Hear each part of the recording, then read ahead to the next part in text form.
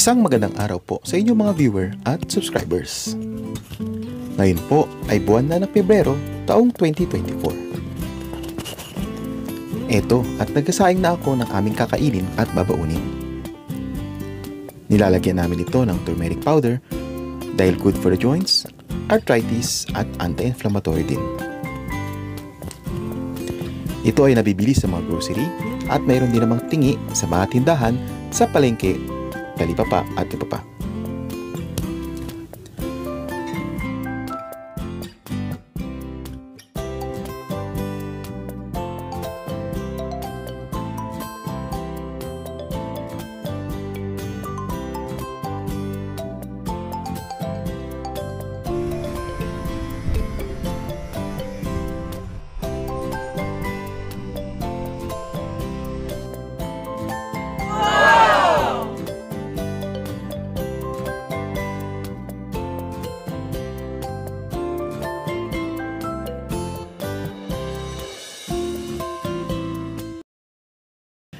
Midnight ang pasok ko.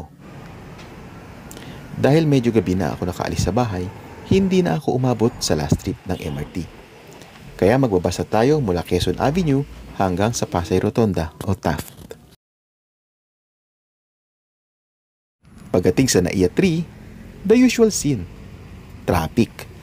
Dahil sa mga oras ito, madaming sasakyan ang maghahatid at magsusundo ng mga pasahero o kaanak nila.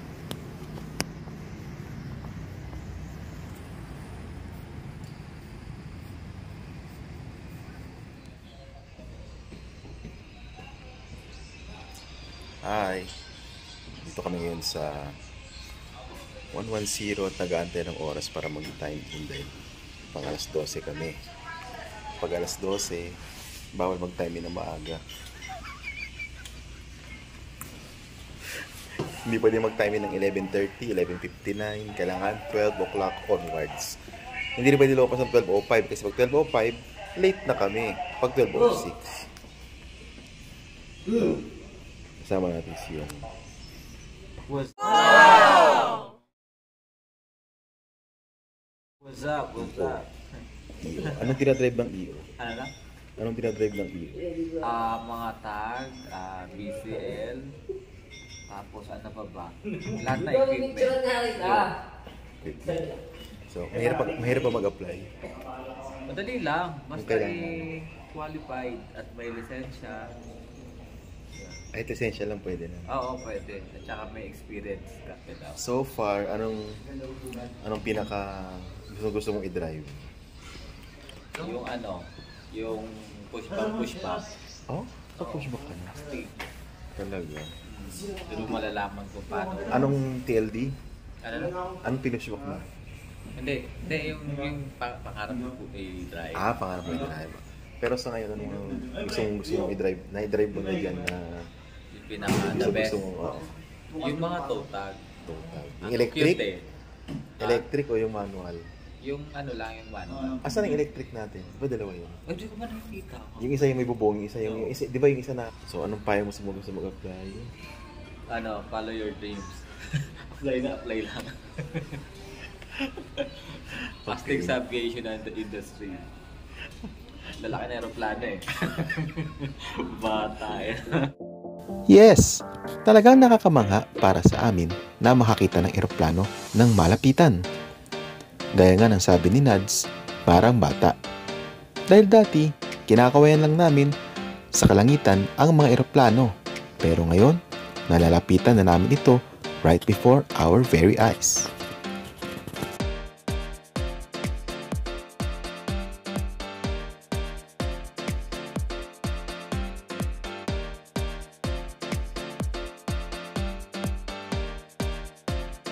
Last year, 2023, gumawa ako ng vlog about P2P airport bus. As of February 2024, ay nandito pa rin sa Bay 11 to 14 ang sakayan o paradahan ng mga bus patungong Pasay Rotonda ng HM Transport, NAIA to Clark Airport P2P ng Genesis, P2P bus going VLI Pasay, Araneta City Cubao, Robinsons Santa Rosa Laguna, Robinsons Place Manila, at iba pang UB Express bus.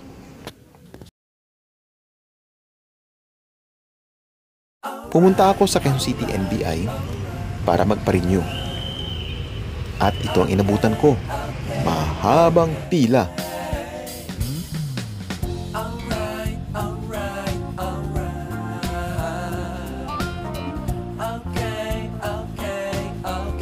Agad akong umalis papunta sa NBI sa UN Avenue. Pero naisip ko munang dumaan sa NAIA Terminal 1. Baka sakali lang makakuha ko ng pass. Habang nasa MRT, ay makulimlim na ang ulap sa labas. Pero sana ay hindi muna ito umulan.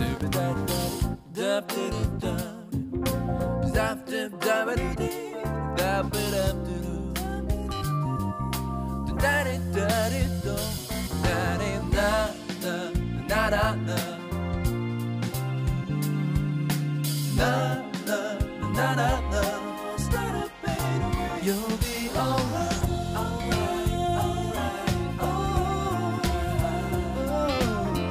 I'll be okay, alright,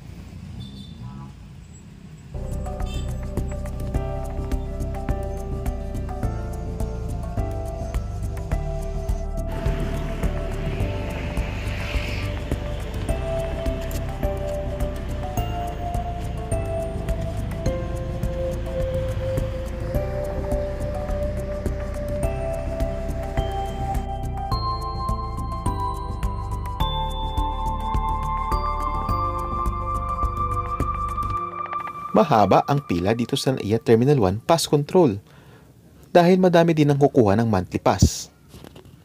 Nagbakasakali pa rin ako na makakuha ng pass, pero sa huli, bigo pa rin ako.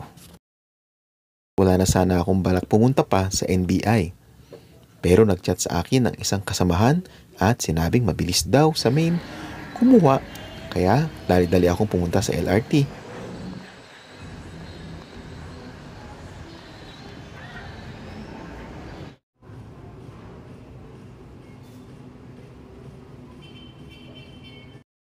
Sa awa ng Diyos, umabot ako sa oras at nakakuha ako ng NBI clearance sa loob ng 5 minuto. Nakakagutom din mag-ikot-ikot. Buti na lang, may konti pa akong budget.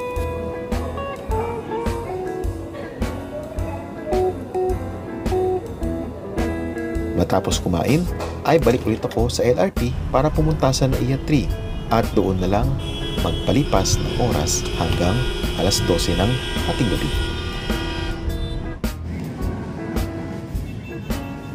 Sa wakas, natsyempohan ko rin ang bagong bagon ng LRT1. Ang ganda nito sa loob. Hindi ko na nakunan dahil lobat na ang aking camera. Sana lang maging kasing tibay ito ng mga first gen train set na hanggang sa ngayon ay umaandar pa rin. Wala namang tumatagal forever. Pero di naman uso ang forever dati.